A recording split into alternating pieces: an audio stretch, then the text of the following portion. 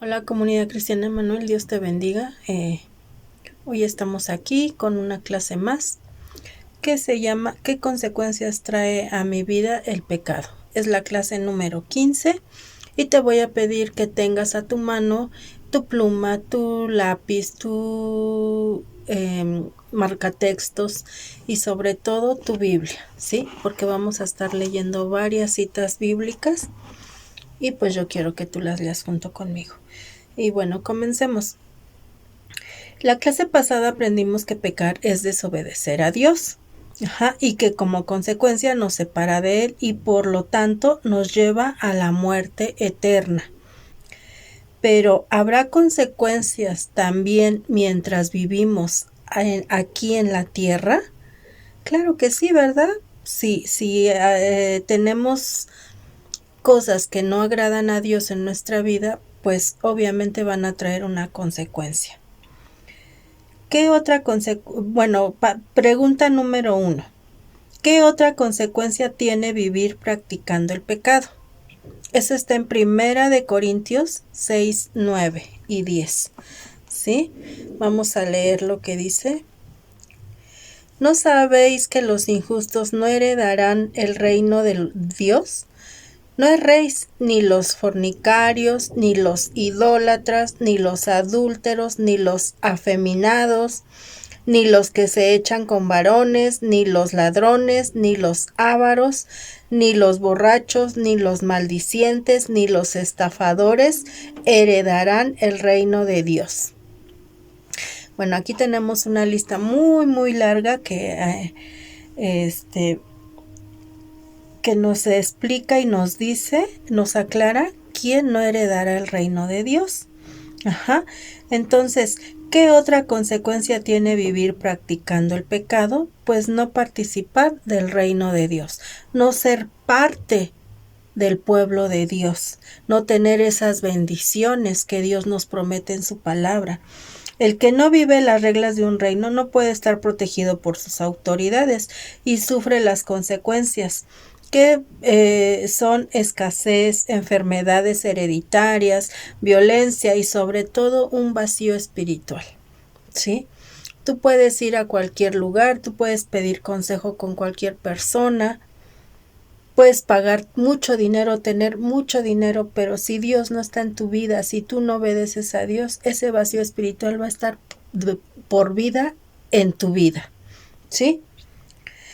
Bueno, pregunta número 2. Segunda de Pedro 2:19 nos enseña que si no dejo de pecar, ¿soy un qué? A ver, segunda de Pedro 2:19.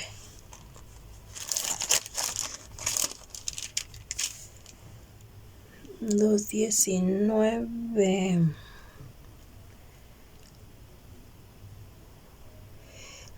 Les prometen libertad y son ellos mismos esclavos de corrupción, porque el que es vencido por alguno es hecho esclavo del que lo venció. Entonces, si no dejo de pecar, ¿soy un qué? Un esclavo del pecado. Esa es la respuesta. No solo las personas adictas viven esclavizadas al pecado. Toda persona que vive bajo la voluntad de sus deseos es esclava del pecado. Por ejemplo, y lo hemos estado ya leyendo, drogas, alcohol, cigarro, rencores, relaciones sexuales, venganza, envidia y etcétera. ¿Sí? Y cada una de estas palabras podemos ver que abarca muchas otras consecuencias. ¿Sí? Porque si hay rencor en tu vida, ¿qué pasa? No nada más eres tú, es tu familia la que estás afectando. Porque si hay drogas y alcohol o alcohol, pues igual, no solo te afectas tú, afectas a todos los que están alrededor de ti. Si quieres venganza, si tienes envidia, no, volvemos a lo mismo, no solo te lastimas tú, lastimas a todos los que están a tu alrededor. Entonces nos hacemos esclavos del pecado porque desafortunadamente no solo se queda en ti, lo vas pasando a tus generaciones. Pregunta número 3. ¿Podremos ocultar nuestros pecados? Lucas 12, del 2 y 3.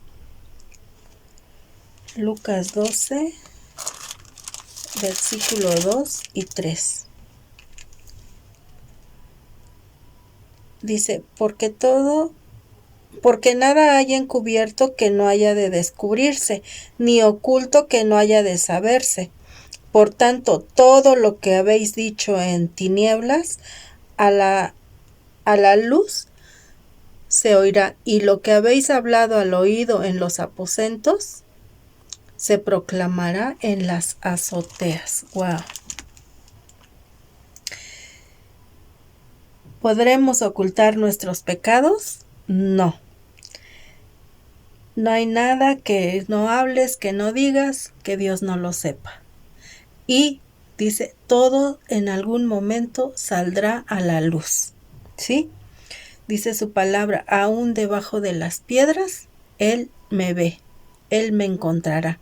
Así es de que no hay un lugar donde yo me pueda esconder de Dios, porque de la gente sí, de la gente te puedes esconder por un tiempo, porque como dice su palabra, todo sale a la luz. Entonces, a donde quiera que tú te quieras esconder, Dios te ve. Así es de que no podemos esconder nuestro pecado. ¿Qué pasa? Pregunta número 4. ¿Qué pasa si escondo mis pecados? Proverbios 28:13. Proverbios 28:13. Dice, el que encubre sus pecados no prosperará, mas el que los confiesa y se aparta alcanzará misericordia. Entonces, ¿qué pasa si yo encubro mis pecados? Si yo los escondo, pues no prosperaré. Y desafortunadamente siempre estamos en ese aspecto diciendo, Dios no me escucha, Dios no me ayuda. Pero también dice su palabra, examínate para que sepas a lo mejor en qué estás fallándole a Dios. Examinémonos en qué estamos fallando y por qué no estamos prosperando, ¿sí?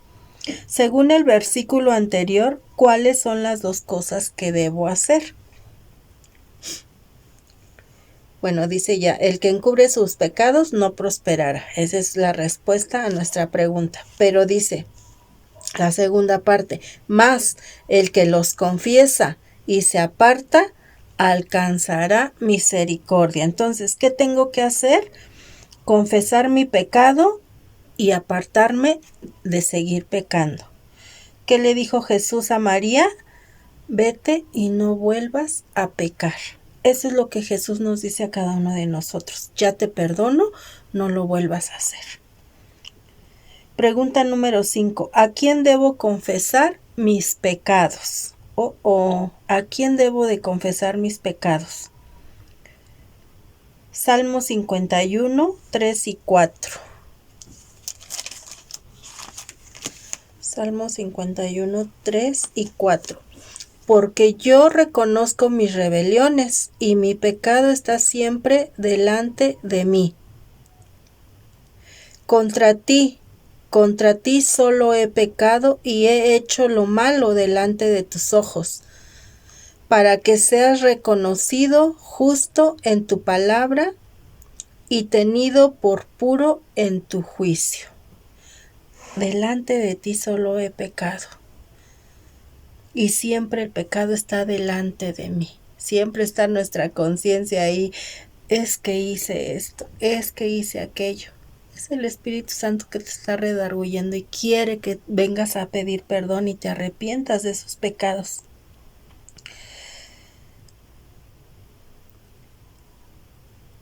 ¿A quién debo confesar mis pecados? A Dios. A ti, solo a ti, dice la palabra de Dios. Solo a Dios. ¿Podemos ser perdonados si confesamos nuestros pecados a una autoridad religiosa? No podemos ser perdonados. Nos pueden escuchar, pero no tienen el poder ni la autoridad para perdonar. Dios es el único que puede perdonar los pecados. Algunos toman la cita de Santiago 5:16 para justificar la confesión de pecados ante una autoridad religiosa. Pero la Biblia es clara y dice que esa confesión no es para perdón de pecados, sino para pedir sanidad por el enfermo. Santiago 5:16. A ver, vamos a ver qué nos dice Santiago 5:16 para estar seguros. Confesaos vuestras ofensas unos a otros y orad unos por otros para que sean sanados. La oración eficaz del justo puede mucho. Esto es verdad. Nadie te puede perdonar pecados más que Dios. ¿A quién debes de confesárselos? A Dios. Y lo que viene más aquí es que dice Primera de Juan 1:9 acerca de eso. Dice, si confesamos nuestros pecados, Él es fiel y justo para perdonar nuestros pecados y limpiarnos de toda maldad. Entonces, no esperes a que alguien venga y te diga, Dios ya te perdonó. No, si tú confiesas tu pecado, dice su palabra, Él es fiel y justo para perdonarnos y limpiarnos de toda maldad. Entonces cree, cuando tú lo confiesas, cree que Dios te perdonó. Porque también ahí mismo en la palabra nos dice que si no lo creemos, estamos haciendo a Dios mentiroso. Y eso jamás va a suceder. Además, la palabra dice en Primera de Timoteo 2:5, a ver, vamos a ver qué nos dice Primera de Timoteo 2:5.